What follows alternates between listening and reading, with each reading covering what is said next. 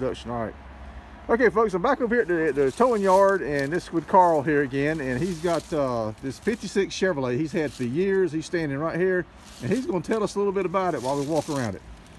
All right, buddy, go ahead.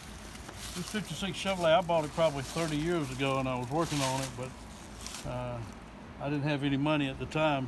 Still, I got a little bit now, but not a whole lot, maybe 50 cents. But this car was bought brand new at Sir Walter Chevrolet in Raleigh.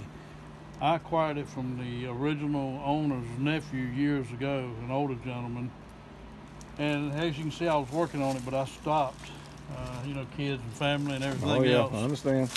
Life gets in the way. Life gets in the way, so it's here. It can be for sale. It's got the original engine, transmission, 4-barrel carburetor. I have the seats. I have everything put it back together. Now this would be a power glide. Yeah. Two speed, yeah. Probably 2-speed power glide. Yeah. Now what size engine? Would that be like a 262? That'd probably be it. Let's see. In 55 they come out with the 265. 265, okay. And in 57 I think was the first year was 283. 283. So this is probably a 265.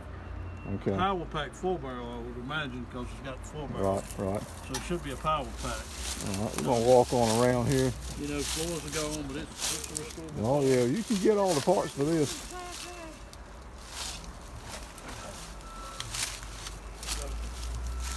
a restorable car. I see you built some kind of a jig to kind of hold the car together while you're working on it.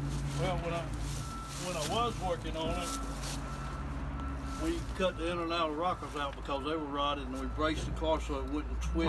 Right. Once you started cutting the in and outer rockers, it would, you know, you got to have bracing in it to keep it from twisting. Right. So when you put it back together, the doors and everything would fit. Walk on back here to get the back end of it. Oh, that's the hood laying on the back. Look at that. There you go. There's where the hood went to. The original color There's a fender right here. is Nassau blue and Indian ivory. Original color, folks, in case y'all didn't hear that, was Nassau blue. I think it's the original color, Nassau blue and Indian ivory. Indian what? Indian ivory. Indian ivory. Nassau, okay, it's two-tone. Nassau blue and Indian ivory. That's the original color. You can see some of the blue right here. Yep. Yep. Oh yeah.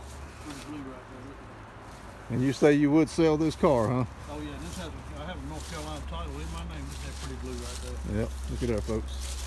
That was a pretty blue in its day. I have seen the Tri-5 Chevys in that color, and they look nice. That is a nice color on them.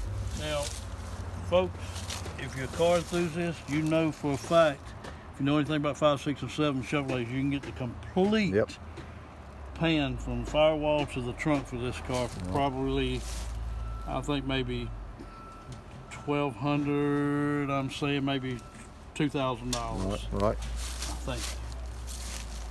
Oh yeah, this car could be put back together. Ain't no doubt about that. No doubt about it, Carl.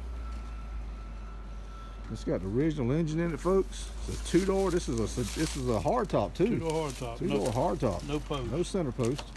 56 Chevy. He's got the clear North Carolina title in his name. Car is located right here in Cary, North Carolina, just west of Raleigh. All right, folks, we're gonna end the video right here. We got another little gem right over there we're gonna video.